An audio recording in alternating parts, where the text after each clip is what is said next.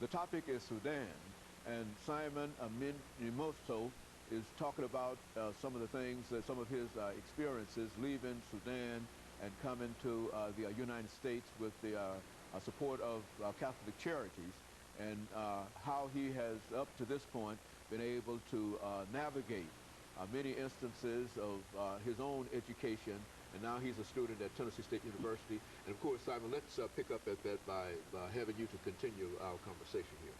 Yes, when I was admitted to Tennessee State University, that was in 2008.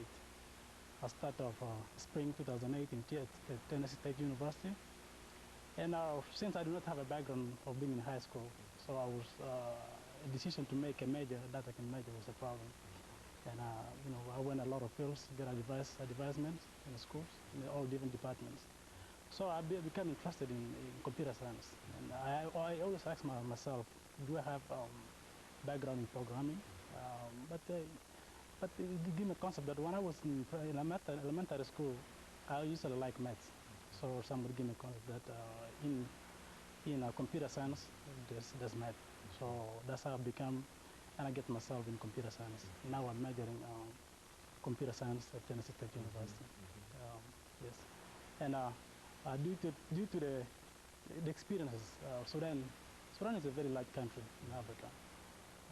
It's a very large country with a lot of problems.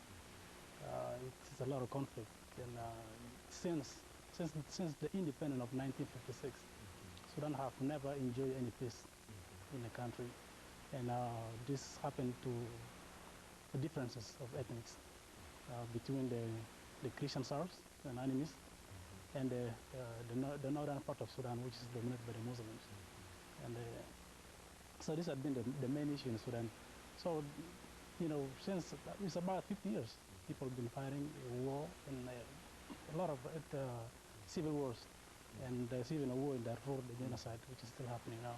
I think you mentioned earlier that you received your primary education in Uganda.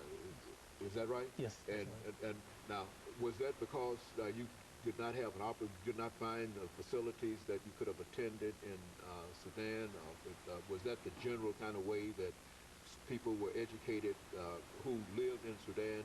And did you somehow enjoy a special privilege to be able to even receive education in Uganda? How did that happen? I mean, that happened due to the war that happened in 1983. So all this time, when the war happened, so people in the south, the war was much concentrated in the south, between the north and the south. So we were not able to go to school in South Sudan.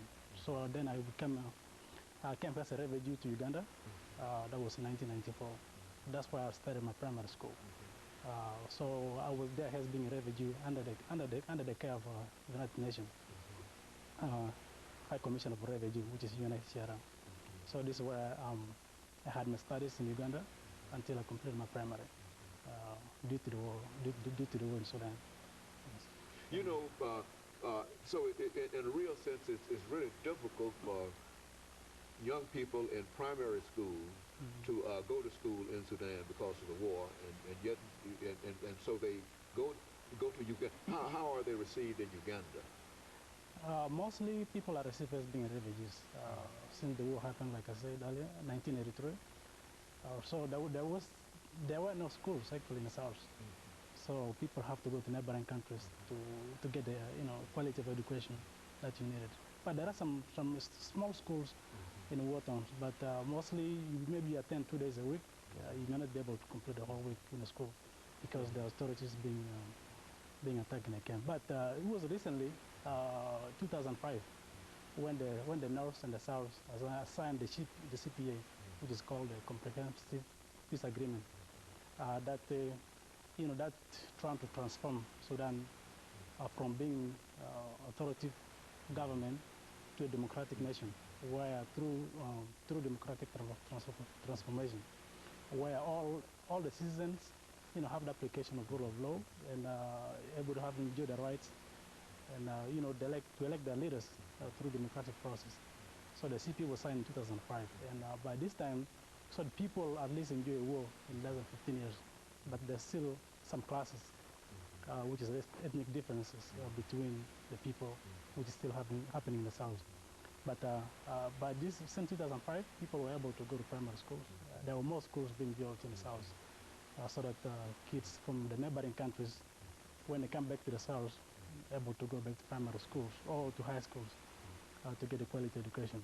Do you find that when you talk to your fellow Sudanese around here in other areas, that their information, their background is similar to yours in terms of their transition or their movement from Sudan to the United States of America?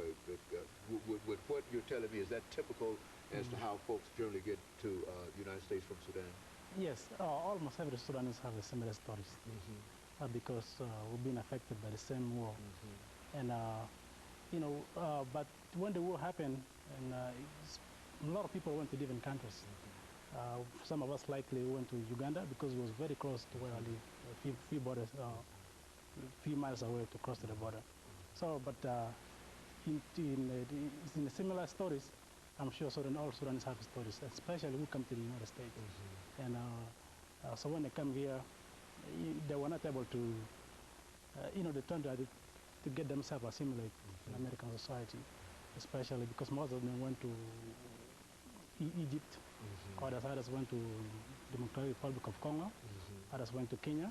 So when they all learn a different languages, like people who went to Congo, they were able to learn French. But when they come to the United States, so it was difficulties for them to learn English. And people who went like to Egypt, Egypt exactly, Egypt and Ethiopia.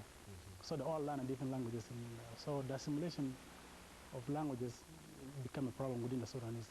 But they're able to adapt themselves easily in American life.